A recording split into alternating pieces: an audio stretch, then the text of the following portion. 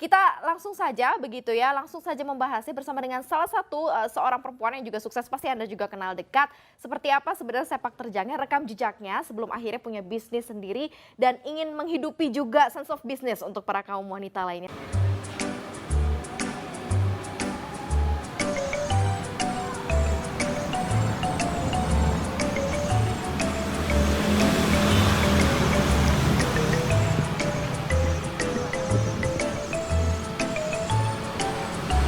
Halo semua, jadi kelompok satu sudah berada di salah satu pet shop di Surabaya.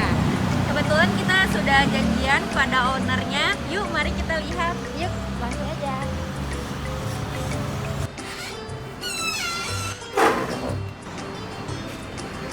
Selamat datang di Raisa Pet Shop.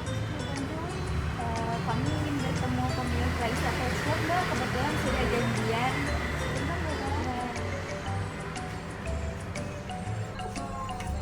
Hai Ju. Halo Mbak, apa kabar Mbak? Alhamdulillah baik Ju. Ya Mbak, Mbak, jadi kita mau lihat isi dari pet shop Mbak nih, apa aja yang Mbak yang jual Mbak? Produk apa aja Oh nih? boleh boleh. Oh, boleh, Mbak, ya? Oke. Nih lah tunjukin dulu ya dari sini ya. Oh, Ini ya, Mbak. produk-produk snack. Banyak banget ini macamnya Ju. Mereknya banyak banget juga.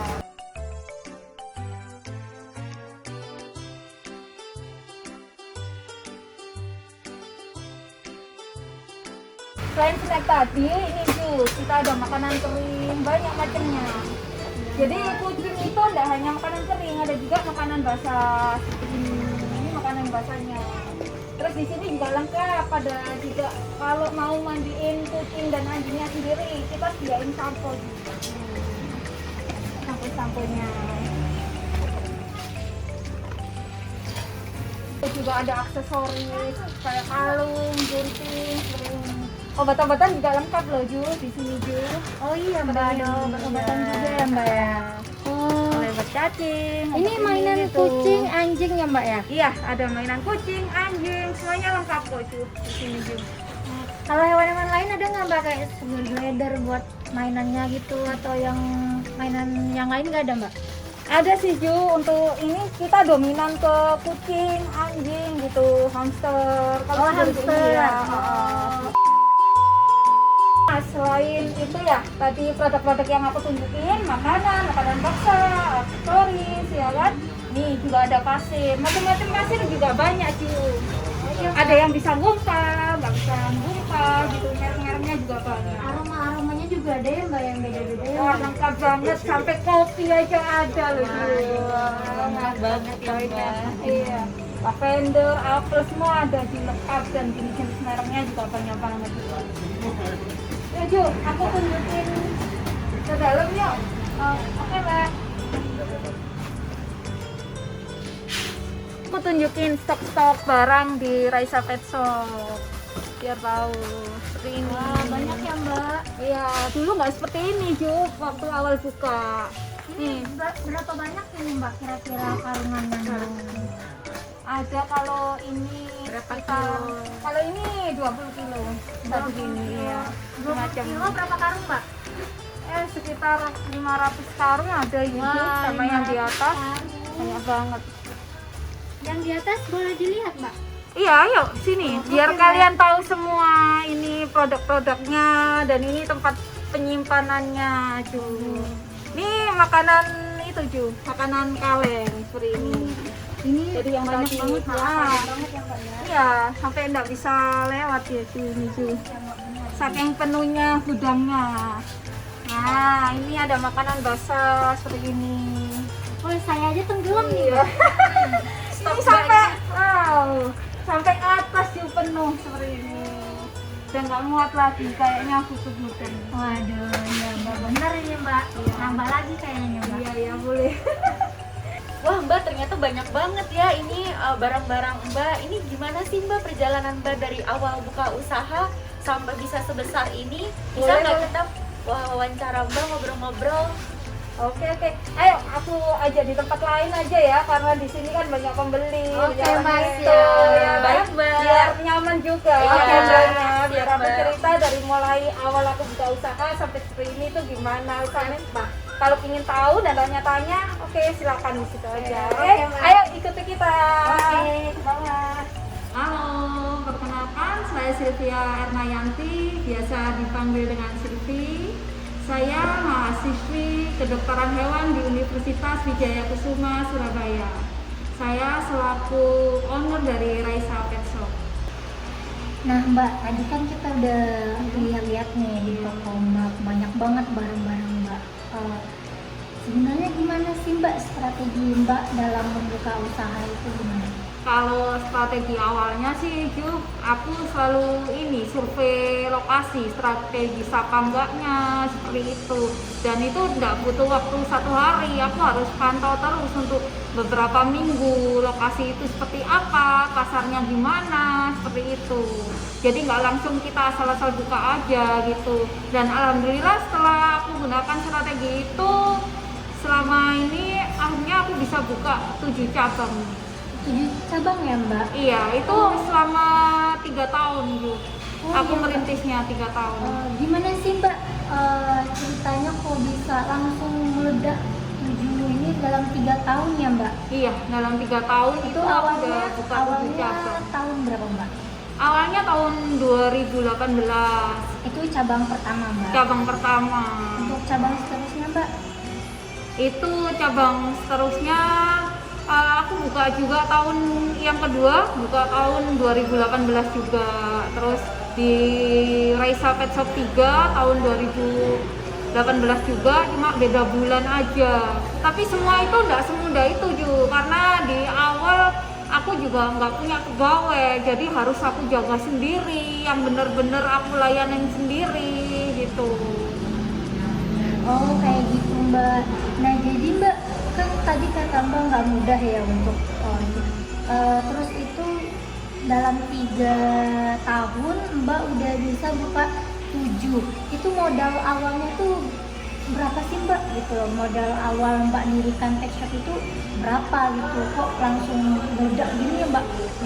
Kalau dari modal awal pet shop ya, biar aku cerita dulu ya gimana kok bisa sampai aku ini membuka usaha atau ini dengan modal berapa.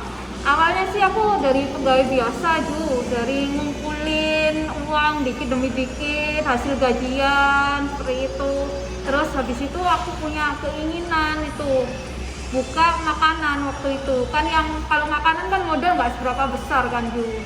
Modal awal aku itu cuma 4 juta waktu itu, waktu belajar usaha.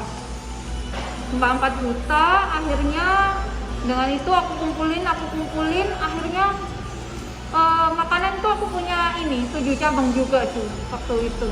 Nah dari situ itu aku kumpulin hasil dari makanan yang jualan kebab, jualan jamur, kentang sama pentol itu aku gunain untuk buka pet shop. Jadi modal awal itu 4 juta. Waktu mengawali aku usaha pertama kali itu 4 juta, akhirnya yaitu jadi pet shop itu. Punya tabungan untuk buka pet shop itu. Tapi aku nggak punya barang banyak waktu itu Ju, cuma sedikit aja waktu itu, dan aku juga belum punya pegawai satupun. Jadi emang pure aku jaga sendiri, semuanya sendiri, pulang sendiri seperti itu. Nah dengan bicara tadi saya juga ada dengar kan Mbak, kalau Mbak ini seorang mahasiswi dan sedangkan Mbak membuka usaha dengan 7 pet shop, dan Mbak juga bilang bahwasanya kalau Mbak itu jaga sendiri. Gimana sih Mbak bisa membagi waktu antara Mbak kuliah dengan membuka pet shop Mbak? Kalau dulu waktu aku buka pet shop itu aku belum masuk kuliah sih Bu. Aku baru buka 3 bulan itu aku baru mulai kuliah. Akhirnya aku baru cari pegawai seperti itu. Dulu belum punya pegawai. Jadi waktu merintis emang aku belum punya modal besar kan Ju. Sedangkan pet shop itu kan modalnya besar banget. Jadi aku rintis sendiri, aku jaga sendiri. Jadi dulu itu belum bisa lah untuk bayar pegawai itu belum bisa.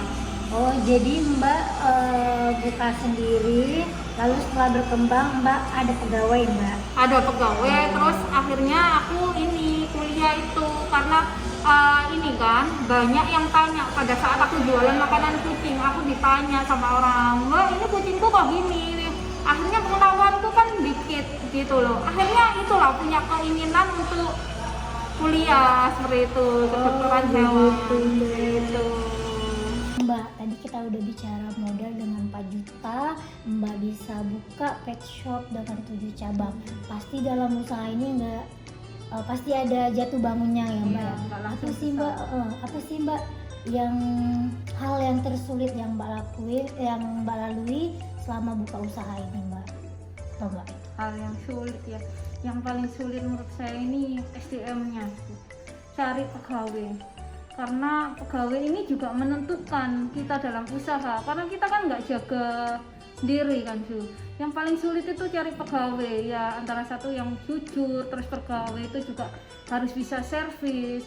Karena aku pernah mengalami sendiri nih, beli di tempat orang, Mbak ini ada nggak sih gitu, terus pegawainya bilang ya kalau di situ nggak ada ya udah nggak ada. Seperti itu akhirnya kan customer kecewa. Jadi hal yang paling sulit itu aku cari pegawai yang benar-benar bisa gitu, servis, ramah ke customer, menjelaskan ke customer gitu. Terus pegawai yang jujur, itu yang benar-benar sulit saat kita ini mengarungi sebuah usaha. Kan nggak mungkin kita jaga sendiri toh, kalau kepingin besar kita harus punya pegawai, dan itu benar-benar sulit cari pegawai yang sesuai dengan keinginan kita, sesuai dengan keinginan customer. Itu yang benar-benar sulit menurutku.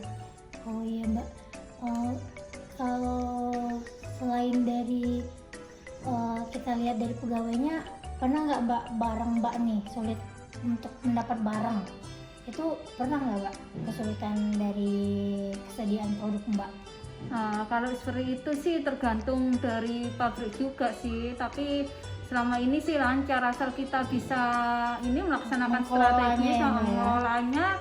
Kita lancar, jadi kayak barang ini kayak mau naik kita harus stok yang banyak atau gimana, kita harus ini sebagai pengusaha harus sudah belajar tentang semua itu gitu. Pelan-pelan sih, awalnya saya juga nggak tahu apa-apa, tapi dengan dijalani kita akan tahu. Tapi kalau kita nggak jalani, kita cuma mikir pengen buka usaha seperti ini nggak bakal jalan. Setelah kita jalani kita baru tahu semua itu kesusahannya, terus duka-dukanya gimana seperti ini. Kalau terlalu banyak mikir di awal kita nggak akan jalan yang namanya usaha itu.